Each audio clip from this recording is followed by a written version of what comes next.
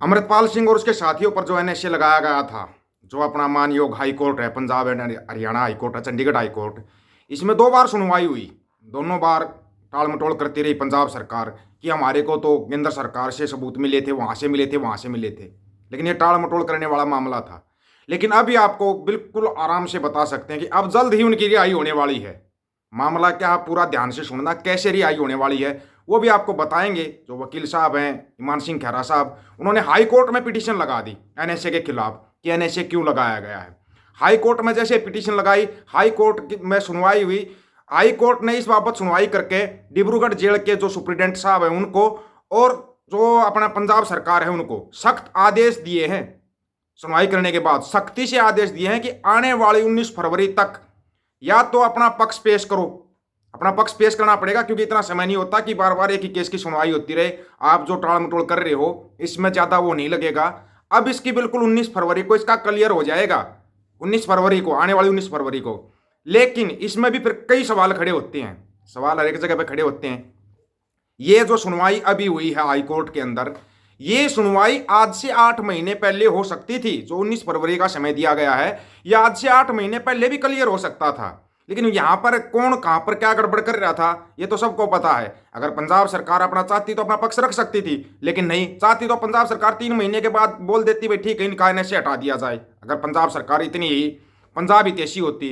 और ये बात जब ये प्रकरण चला था, जब भी बोला था कि झूठा केस है, झूठा केस लगाया जा रहा है। अब जब सामने आएगा कि ये झूठा केस है, क्योंकि सबूत किसी के पास कुछ भी नहीं है, कोई सबूत नहीं है, इस बात को याद रखना आप। कोई भी सबूत नहीं है। सबसे पहले तो जो वकील साहब है ईमान सिंह खैरा, उन्होंने क्या बोला है वो थोड़ा ध्यान से सुनना, आपके सुनने योग्य बात है कि ये क्या हुआ है सुनवाई में, क्या क्या बात रखी गई, किस पक्ष के मामले में हाईकोर्ट ने ये बोला है कि पंजाब सरकार और डिब्रूगढ़ जेल का प्रशासन अपना पक्ष रखे। क्योंकि पंजाब सरकार बार बार कह रही थी कि डिब्रूगढ़ जेल के जो सुप्रिटेंडेंट साहब है उनके पास है, पूरी जो भी फाइल है वो उनके पास है। ये क्या होता है, अपनी उसके ऊपर टाल दो, अपनी उसके ऊपर बोल दो, थोप दो अपनी एक दूसरे के ऊपर, ये सब चला हुआ था। अभी तक लोगों की समझ में नहीं आ रहा था भाई, 1 साल होने को आ गया। अब सबको पता है कि मार्च के अंदर एनएसए खत्म हो रहा है। अब ये चाह रहे थे कि फिर मामले को लटका दिया जाए। ये मामला लटकाने वाली बात होती है, इतना लंबा केस तभी चलता है। पहले तो है ना, आप ईमान सिंह खैरा साहब से सुनिए, उन्होंने जो बोला सुनने योग्य है। वाहिगुरु जी का खालसा, वाहिगुरु जी की फतेह। बहुत बहुत धन्यवाद जी। जी सो भाई साहब इतने सेक्शन 16 ਤੇ ਲੱਗੀ ਹੈ ਇਸ ਨੂੰ ਲੈ ਕੇ ਆਖਿਰ ਕੀ ਜੋ ਮਾਨਯੋਗ ਪੰਜਾਬ ਅਤੇ ਹਰਿਆਣਾ ਹਾਈ ਕੋਰਟ ਚੰਡੀਗੜ੍ਹ ਵਿਖੇ ਪੈਂਡਿੰਗ ਨੇ, ਇਸੀ ਘੱਟੋ ਘੱਟ ਵੀ ਮੈਨੂੰ ਲੱਗਦਾ 8-9 ਮਹੀਨੇ ਪਹਿਲਾਂ ਮਈ ਜੂਨ ਦੇ ਵਿੱਚ ਦਾਇਰ ਕੀਤੀਆਂ ਸੀ। ਤਾਂ ਉਦੋਂ ਦੋਵੇਂ ਸਰਕਾਰਾਂ ਨੇ, ਚਾਹੇ ਪੰਜਾਬ ਸਰਕਾਰ ਹੋਵੇ ਚਾਹੇ ਭਾਰਤ ਸਰਕਾਰ ਹੋਵੇ, ਬੜੀਆਂ ਜ਼ਿਆਦਾ ਜੋ ਤਰੀਕਾਂ ਲਈਆਂ। ਜੋ ਪੰਜਾਬ ਸਰਕਾਰ ਨੇ ਜਵਾਬ ਦੇਣ ਦੇ ਵਿੱਚ ਬੜਾ ਜ਼ਿਆਦਾ ਡਿਲੇ ਕੀਤਾ। ਫਿਰ ਯੂਨੀਅਨ ਆਫ ਇੰਡੀਆ ਨੇ ਬਹੁਤ ਡਿਲੇ ਕੀਤਾ। ਪਹਿਲਾਂ 18 ਦਸੰਬਰ ਨੂੰ ਮਾਨਯੋਗ ਹਾਈ ਕੋਰਟ ਵਿਖੇ ਯੂਨੀਅਨ ਆਫ ਇੰਡੀਆ ਦੇ ਵਕੀਲ ਸਾਹਿਬਾਨਾਂ ਨੇ ਇਹ ਬਿਆਨ ਦਿੱਤਾ ਵੀ ਅਸੀਂ ਜੋ ਇੱਕ ਰਿਟ ਦੇ ਵਿੱਚ ਜਵਾਬ ਦਾਇਰ ਕੀਤਾ ਹੈ, ਜੋ ਰਿਟ ਭਾਈ ਪੱਪਲਪ੍ਰੀਤ ਸਿੰਘ ਦੀ ਹੈ, ਉਹੀ ਜਵਾਬ ਬਾਕੀ ਰਿਟਾਂ ਵਿੱਚ ਮੰਨਿਆ ਜਾਵੇ। ਅੱਜ 2 ਮਹੀਨੇ ਬਾਅਦ ਉਹ ਫਿਰ ਤੋਂ ਇਹੀ ਗੱਲ ਆਖ ਰਹੇ ਨੇ ਵੀ ਨਹੀਂ, ਉਹ ਜਵਾਬ ਤਾਂ ਜੀ ਸਾਡੇ ਵੱਲੋਂ ਕਮਜ਼ੋਰ ਰਹਿ ਗਿਆ ਸੀ, ਅਸੀਂ ਇਸ ਤੋਂ ਸਟਰੋਂਗ ਜਵਾਬ ਦੇਣਾ ਚਾਹੁੰਦੇ ਹਾਂ। ਇੱਕ ਵਾਰ ਫਿਰ ਤੋਂ ਜਵਾਬ ਦੇਣਾ ਚਾਹੁੰਦੇ ਹਾਂ। ਜੋ ਪੰਜਾਬ ਸਰਕਾਰ ਹੈ ਕੋਈ ਆਂਦੀ ਪਈ ਹੈ ਜੀ ਅਸੀਂ ਤਾਂ ਜੋ ਕੁਝ ਪੁਆਇੰਟ ਹੈ ਜਿਹੜੇ ਸਾਨੂੰ ਨਹੀਂ ਪਤਾ, ਜੋ ਜੇਲ੍ਹ ਸੁਪਰਡੈਂਡੈਂਟ ਨੂੰ ਪਤਾ ਹੈ, ਡਿਬਰੂਗੜ੍ਹ ਅਸਾਮ ਵਾਲੇ ਨੂੰ, ਤਾਂ ਅਸੀਂ ਉਸ ਤੋਂ ਪੁੱਛ ਕੇ ਜਵਾਬ ਦੇਣਾ ਚਾਹੁੰਦੇ ਹਾਂ, ਫਿਰ ਤੋਂ ਜਵਾਬ ਦੇਣਾ ਚਾਹੁੰਦੇ ਹਾਂ। ਇੱਕ ਵਾਰੀ ਜਵਾਬ ਘੱਟੋ ਘੱਟ ਪੰਜਾਬ ਸਰਕਾਰ ਤੀਜੀ ਵਾਰ ਜਵਾਬ ਦੇਣ ਜਾ ਰਹੀ ਹੈ, ਐਫੀਡੈਵਿਟ ਫਾਈਲ ਕਰਨ ਜਾ ਰਹੀ ਹੈ। ਇਹਨਾਂ ਦੋਵੇਂ ਸਰਕਾਰਾਂ ਦਾ ਇਹੋ ਮੰਤਵ ਹੈ ਵੀ ਇਹਨਾਂ ਰਿਟਾਂ ਦੀ ਕੋਈ ਸੁਣਵਾਈ ਨਾ ਹੋਵੇ, ਕੋਈ ਫੈਸਲਾ ਨਾ ਹੋਵੇ। ਵਾਰ-ਵਾਰ ਤਰੀਕਾ ਲੈ ਕੇ ਜੋ 18 ਮਾਰਚ ਹੈ, ਜਦੋਂ ਇਹ ਐਨਐਸਏ ਖਤਮ ਹੋਣ ਜਾ ਰਹੀ ਹੈ, ਜਿਨ੍ਹਾਂ ਦੀ ਉਦੋਂ 18 ਮਾਰਚ ਨੂੰ ਗ੍ਰਿਫਤਾਰੀ ਹੋਈ ਸੀ, ਤੇ ਉਸ ਤੋਂ ਬਾਅਦ ਹੌਲੀ ਹੌਲੀ ਭਾਈ ਅਮਰਿਤਪਾਲ ਸਿੰਘ ਦੀ ਗ੍ਰਿਫਤਾਰੀ 30 ਅਪ੍ਰੈਲ ਨੂੰ ਸ਼ੁਰੂ ਕੀਤੀ ਸੀ, ਤਾਂ ਭਾਈ अमृतपाल सिंह ਦੀ ਜੋ एनएसए 30 अप्रैल ਨੂੰ खत्म हो जानी। आपने सबसे बड़ा पॉइंट नोट अगर किया हो तो बताना कि इन्होंने बोला है कि जो अमृतपाल सिंह की गिरफ्तारी 23 अप्रैल को शो की गई। ਇੱਥੋਂ ਤੱਕ ਕਿ ਇਸ ਵਾਰ ਮਾਨਯੋਗ ਅਦਾਲਤ ਨੇ ਵੀ ਗੱਲ ਆਖ ਦਿੱਤੀ ਸੀ ਵੀ ਦੋਵੇਂ ਸਰਕਾਰਾਂ ਦੀ ਮਨਸ਼ਾ ਨਹੀਂ ਲੱਗ ਰਹੀ ਵੀ ਇਹਨਾਂ ਰਿਟਾਂ ਦੀ ਕੋਈ ਸੁਣਵਾਈ ਹੋਵੇ, ਤੁਸੀਂ ਜਾਣ ਬੁੱਝ ਕੇ ਇਹ ਡਿਲੇ ਕਰ ਰਹੇ। ਤਾਂ ਉਸ ਤੋਂ ਬਾਅਦ ਜੱਜ ਸਾਹਿਬ ਨੇ ਆਖਿਆ ਵੀ ਜੋ ਹੁਣ ਫਾਈਨਲ ਤਰੀਕ 19 ਫਰਵਰੀ ਤੱਕ ਇਹ ਸਾਰਾ ਕੁਝ ਕਰ ਦੇਣਾ ਚਾਹੀਦਾ ਦੋਵੇਂ ਸਰਕਾਰਾਂ ਨੂੰ, ਤੇ ਇਸ ਤੋਂ ਬਾਅਦ ਅੜਚਨਾ ਨਹੀਂ ਪਾਉਣੀਆਂ ਚਾਹੀਦੀਆਂ। ਤੇ ਸਾਡੀ ਵੀ ਇਹ ਬੇਨਤੀ ਸੀ ਜੱਜ ਸਾਹਿਬ ਨੂੰ ਕਿ ਇਸ ਤੇ ਸੁਣਵਾਈ ਹੋਵੇ, ਕੋਈ ਫੈਸਲਾ ਤਾਂ ਹੋਵੇ। कम से कम आगे का वो तो किया जा सके। ਵਧੀਆ ਹੋਊਗਾ ਤਾਂ ਸਾਡੇ ਬੰਦੇ ਛੁੱਟ ਜਾਣ, ਸਰਕਾਰ ਦੇ ਦੋਸ਼ ਸਟਰੋਂਗ ਹੋਣਗੇ ਤਾਂ ਅਸੀਂ ਸੁਪਰੀਮ ਕੋਰਟ ਚਲੇ ਜਾਵਾਂਗੇ। ਕੋਈ ਫੈਸਲਾ ਤਾਂ ਹੋਵੇ।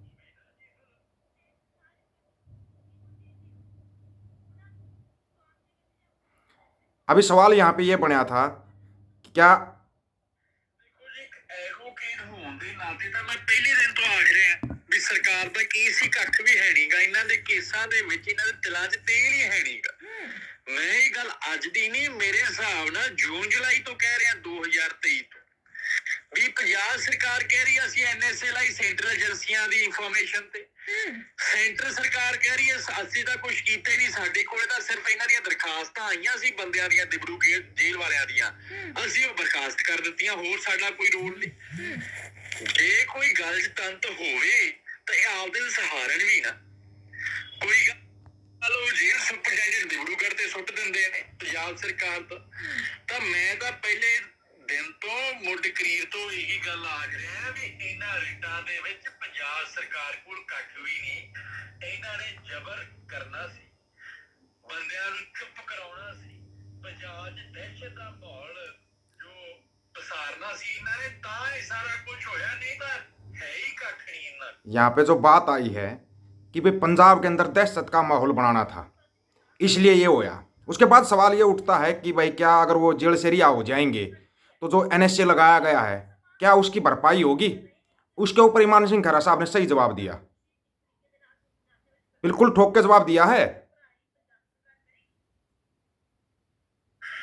ਦੇਖੋ ਸਰਕਾਰਾਂ ਨੇ ਤਾਂ ਜਿਹੜਾ 1984 ਤੋਂ ਬਾਅਦ ਪੰਜਾਬ 94 ਤੱਕ ਦੌਰ ਰਿਹਾ ਹੈ ਉਸ ਦੀ ਕਦੇ ਭਰਪਾਈ ਨਹੀਂ ਕੀਤੀ।